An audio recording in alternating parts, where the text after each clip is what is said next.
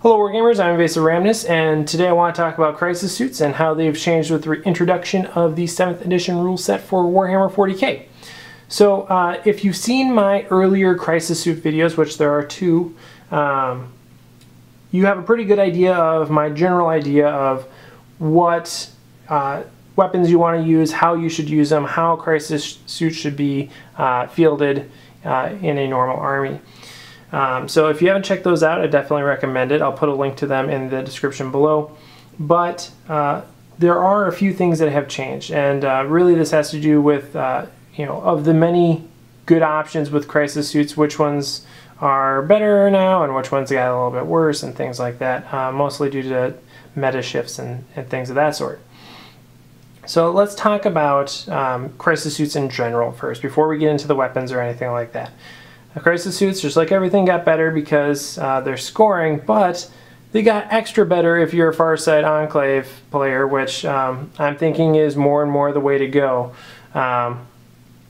Crisis suits are now objective secured for Farsight Enclave armies, so that's pretty awesome. That opens up a lot of different possibilities for crisis suits and how they can be used.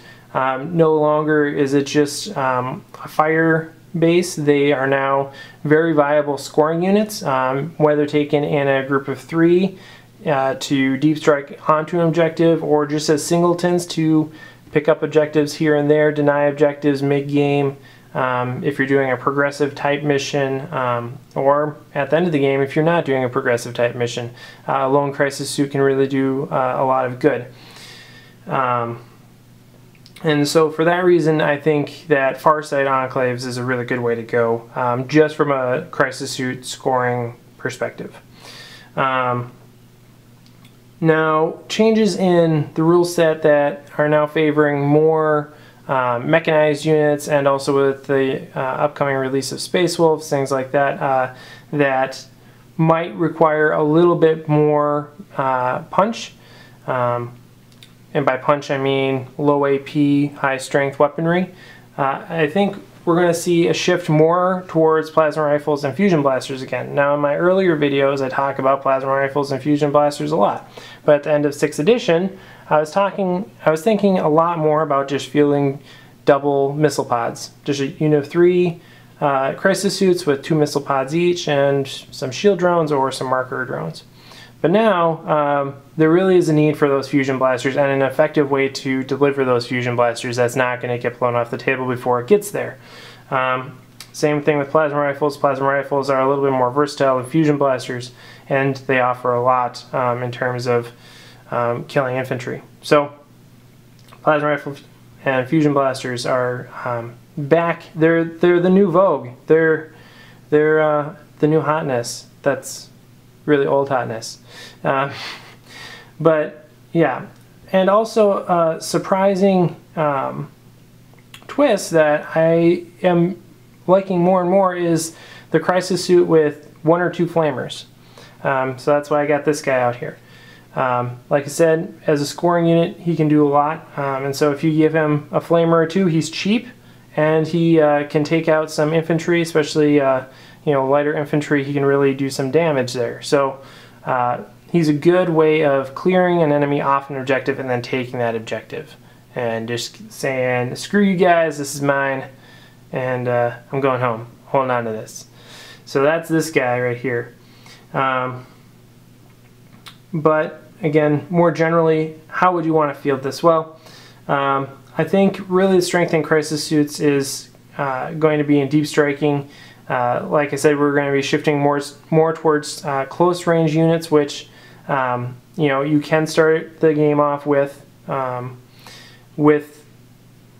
just being deployed, or you can deep strike them and really get them right where they want to go, more or less. And so that's certainly an asset on their part. And then they still get to do their thrust move the turn that they deep strike. So it's not like they're necessarily going to be just sitting out in the open. You'll have some maneuverability.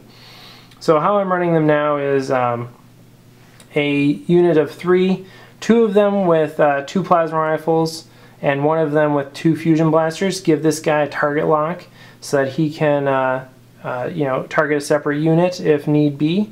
i.e. a vehicle.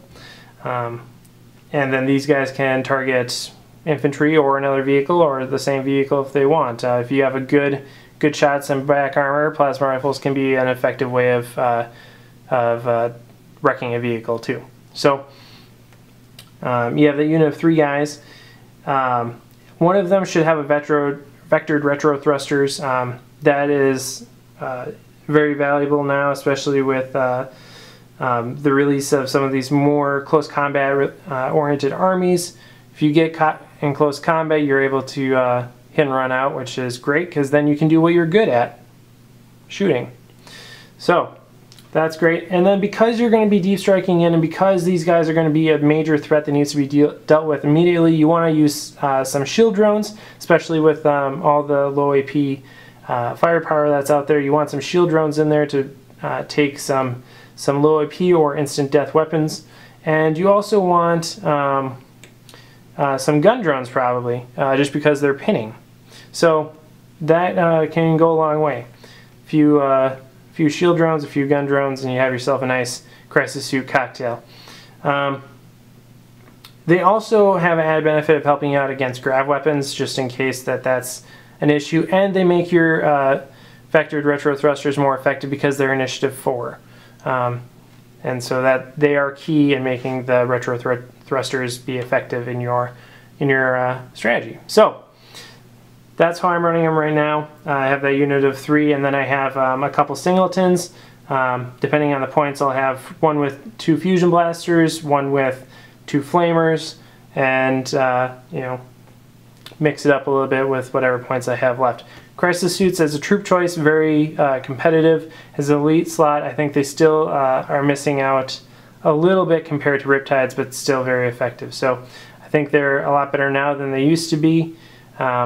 You still will see more Riptides in the elite slot, but as a whole you'll see a lot more of them in troop slot with Farsight Enclaves. So crisis suits, much improved with 7th edition. I definitely recommend bringing at least 1 unit with you. If not a group of 3, some singletons to claim objectives. So let me know what you think in the comments below, and of course, happy wargaming.